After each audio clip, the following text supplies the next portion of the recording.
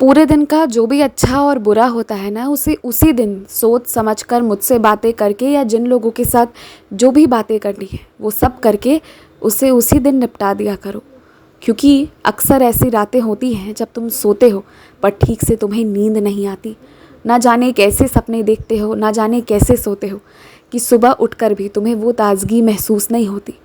क्योंकि ये कारण है तुम्हारी चिंता करने का। अत्यंत चिंता करते आए हो और अक्सर तुम्हारे साथ ऐसा हो रहा है कि एक परेशानी जा रही है तो दूसरी आ रही है।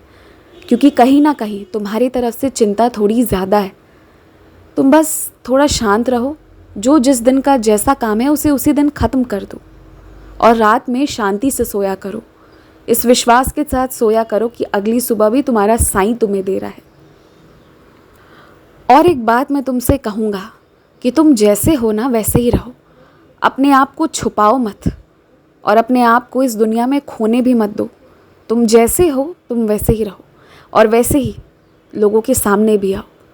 जैसा तुम्हारा हृदय है, जिस बात को लेकर जैसी तुम्हारी सोच है ना, अपनी बातों को रखना सीख लो और जैसे हो वैसे ही रहो।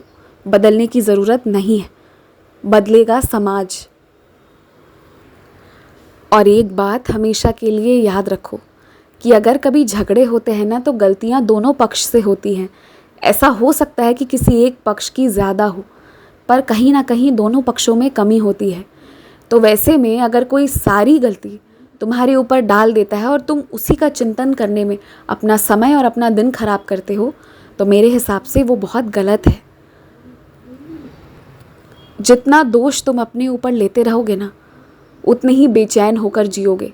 इसलिए अपने आप को माफ़ कर दो। जो गलतियां तुमने की है सिर्फ उसके लिए माफ़ करो, और जो गलतियां तुमने की ही नहीं है उसे अपने सर पर मत लेना, कभी भी नहीं। और अब जाकर तुम्हें समझ में आया ना कि ज़िंदगी में सिर्फ पैसे ज़रूरी नहीं होते हैं, सुकून शांति भी बहुत ज़रूरी होती है। तो अगर जब कुछ मांगते हो ना, तो सुकून शांति के साथ समृद्धि मांगा करो। शांति वाली ज़िंदगी बहुत ज़रूरी है। तुम्हारे घर पर जो भी खाना बन रहा है ना, वो मेरे आशीर्वाद से बन रहा है। अगर मैं तुम्हारे घर वालों को काम ना दूं या उनके काम छीन लूं, तो कहाँ से आएंगी रोटियां? तो ये जो आशीर्वाद मिला है ना, ये किसी और के कारण नहीं, मेरे कारण मिला है। तो वहाँ पर जो अंश है ना उस खाने का, उसमें तुम्हारा भी हिस्सा है। जाओ अपना खाना लो और खाओ। कोई इंसान किसी को कुछ नहीं दे सकता, देने वाला ईश्वर होता है। अक्सर लोग इस बात को भूल जाते हैं। और जो तुम्हें खाने पीने पर ताने देते हो ना, उन लोगों से दूरी बनाकर रखो। किसी को पैसे लौटाने की कोई ज़रूरत नहीं है, मैंने तुम्हें दिया है। और जब मैं तुमसे वापस नहीं मांग रहा, तो वो होते कौन है जो तुम्हें तुम्हारे खाने पर उलाहने देंगे? इसलिए निश्चिंत होकर रहो, तुम्हारा हक है।